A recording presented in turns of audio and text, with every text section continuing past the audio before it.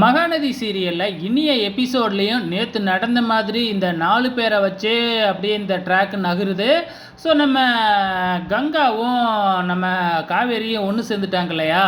அதை பற்றி நம்ம விஜய் வந்து காவேரி கிட்ட கேட்டு நைட்டு தூங்கும் போது பேசிக்கிட்டு இருக்கிறாப்புல. மறுநாள் காலையில் விடிஞ்ச உடனே நம்ம விஜயோட காரை போயிட்டு நம்ம குமரன் பார்த்துட்டு என்ன குப்பையாக இருக்குது அப்படின்னு சொல்லி துடைக்கிறாரு.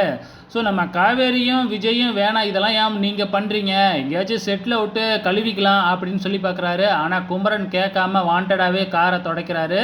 ஸோ எங்கே கங்கா பார்த்துட்டு தப்பாக நினச்சிக்குவாளோ அப்படின்னு பயப்படுறாங்க. ஆனாலும் கங்காவும் பார்த்துட்டு மனசுக்குள்ளே வருத்தப்பட்டாலும் எதுவுமே சொல்லாமல் போயிடுறாங்க.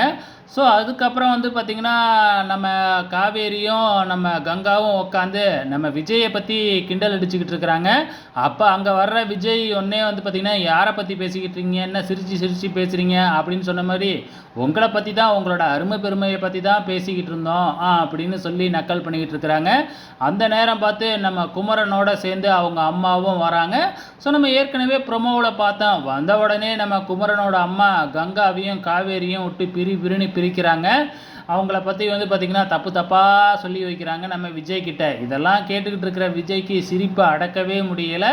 ஸோ இனிய எபிசோடை பொறுத்தளவு இது தாங்க நடந்துச்சு. பெருசாக எதுவும் நடக்கலை. வெயிட் பண்ணி பார்க்கலாம் அடுத்த வாரம் என்ன நடக்க போகுதுன்னு.